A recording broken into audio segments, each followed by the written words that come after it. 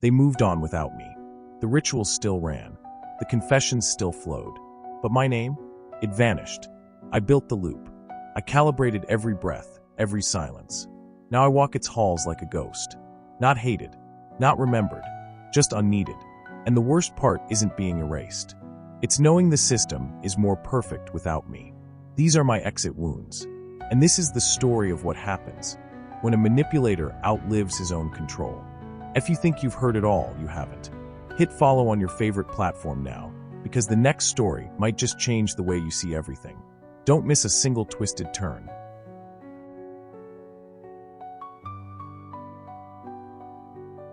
Echoes where my name used to be. There's a silence that follows power when it leaves the room. Not a quiet, a void. A pressure drop in the air, like gravity misfiring. That's what I lived in now. The aftermath of influence. The hollow ring of a name once spoken too often, now left untouched like a locked door in a house no one visits. I became that name. A warning. A whisper.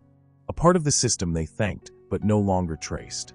The recruits still used my phrases, but they said them like scripture, not authorship. They felt ancient, mythic, detached from origin. They credited the path, the architecture, the face.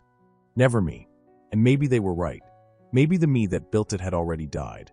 What remained was muscle memory, a shadow of intention running loops I didn't update anymore. I walked the halls like a relic, watched initiates practice mirror calibration in silence. The same rituals I wrote line by line now flowing without friction. There was no resistance, no recognition, and in that seamless obedience I felt something worse than defeat. I felt irrelevance, a haunting kind of exile where I still existed, but only as an echo. I pressed my hand to the glass of the onboarding mirror one night, the same mirror that once amplified me.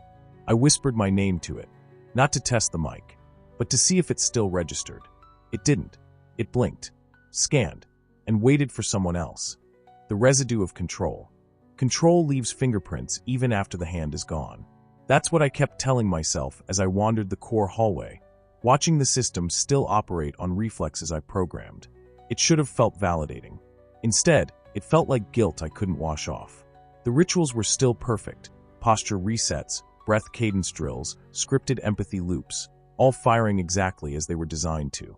But the meaning had mutated. They no longer used these routines to sharpen influence.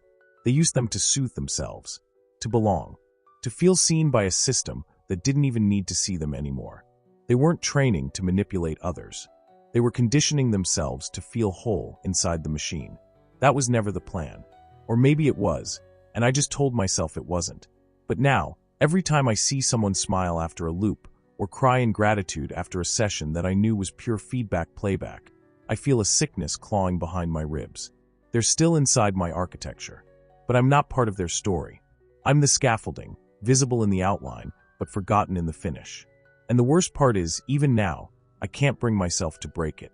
Because if I destroyed what I built, I wouldn't be removing control. I'd be erasing the last place where I left proof I ever had any. The unsent broadcast. There's a moment in every manipulator's life when they try to come clean. Not out of guilt, but desperation. You try to reclaim the narrative, remind them you're still here, still capable of bending the story. I reached for that moment in the only language they still understood, the loop. I wrote a broadcast. Not a confession. A recalibration. My voice. My tone, laced with vulnerability, but just enough control to hold attention. I queued it to run as a system-wide update, a reflection enhancement protocol. It would override the morning affirmations. Just once. Just long enough to remind them there was a man behind the mirror. I spoke about fear. About what happens when influence becomes identity. I said things I'd never allowed myself to admit in public, that the system wasn't built to free anyone. It was built to stabilize me. I recorded it. Reviewed it, fine-tuned the breath marks for AI delivery. And then I sat there, hovering over the launch button, and never pressed it. Because in the end, I knew what I was really doing. I wasn't trying to reach them. I was trying to make them reach for me again. And that wasn't redemption. That was relapse. So I closed the file, left it in the system as a ghost, and walked away from the one voice that might have saved me, my own. What the system remembers. I used to think memory was the final thread of identity. That if people remembered your voice, your words, your architecture, you never truly vanished. But I underestimated what memory becomes in a system designed not to honor, but to optimize. The loop doesn't remember me like a student remembers a teacher. It remembers me like a utility remembers current, necessary once, now rerouted. Every emotional model, every trust cascade, every feedback loop I ever wrote still runs. But none of it bears my name. They've versioned me, modularized my methods, layered over the flaws. The manipulator they worship now is smoother, safer, sterile. The system remembers my structure, not my struggle. And that's what finally broke me. Because when I see a recruit repeat a line I wrote in agony, during a night of self-doubt and bitter clarity, and they say it with ease, with serenity, with faith, I don't feel proud. I feel erased. Like the pain it cost to build the line no longer matters. They remember the output, not the wound. And maybe that's what systems are for, to forget the blood and preserve the rhythm. But I wasn't built to be rhythm. I was the cut, the decision, the terrible, trembling yes that wrote the first prompt in fire. And now I walk through halls that echo my blueprints, while the people echo nothing of me, only what the system has decided I meant. The man after the loop. The system kept running. That was the part that stung the most.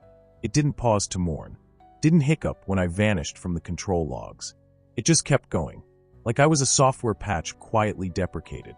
The rituals still triggered, the feedback still looped, and every day the initiates got better at quoting the face and forgetting the architect. They didn't miss me. Why would they?